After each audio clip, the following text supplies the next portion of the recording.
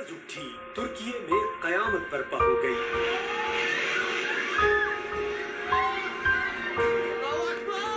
सदी के बदतरीन जलजले ने तुर्की का नक्शा बदल दिया। जमीन फटी, इमारतें जमीन बोस हो गई, लोग घरों से बाहर भागते मदद को पुकारते रहे।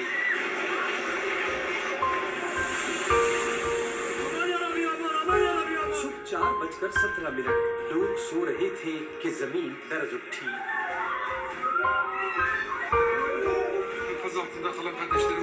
जिस वक्त जलजला आया मैं सो रहा था कि अचानक मेरी बीवी ने मुझे जगाया। जलजला बहुत शदीद और खौफनाक था। 2 मिनट तक झटके महसूस हुए। हम मुश्किल से जान बचाकर बाहर निकले तो हर तरफ तबाही ही तबाही थी। जलजले का मरकज जुनूबी सूबे करामन मराज था। गहराई 21.4 किलोमीटर, शिद्दत 7.8 थी। जमीन 1 मिनट से जायद देर तक लरजती रही। दयारे बाकर और सिरी अरफा में एक के बाद एक इमारतें गिरती गईं। करामन मराज में मलबे तले दबे 2 बच्चों को निकाला गया। दीगर इलाकों में लोग मलबे तले दबे अपने प्यारों को तलाश कर रहे हैं।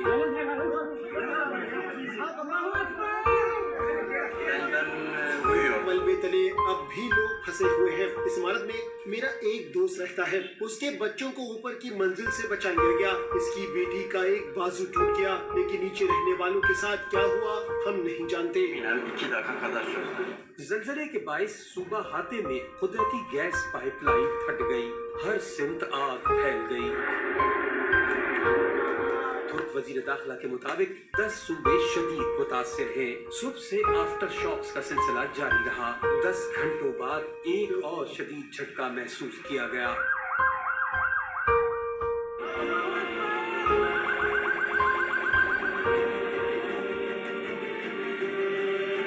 शाम में इमारतें झूलों की तरह हिलती रही। लोग रात को बिस्तर में सोए मलबे से निकले।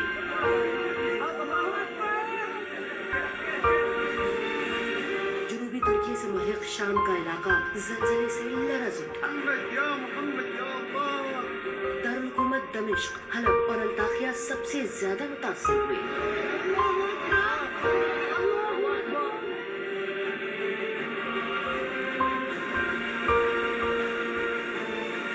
दमिश्क में बीबी ज़ैनब के मजार के फानूस झूलते रहे। खातीन दुआएं मांगती रही। मगरिबी शहर हलब में लोग जान बचाने के लिए दौड़ते और चिल्लाते नजर आए। इमारतें गिरती रही, धूल उठती रही।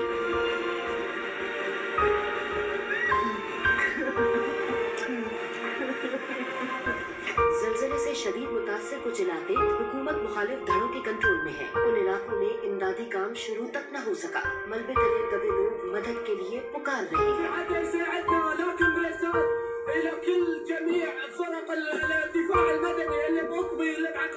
शदीद सर्द मौसम और बर्फबारी के बायस भी इमदादी सरगर्मियों में दुश्वारियां पेश आ रही हैं।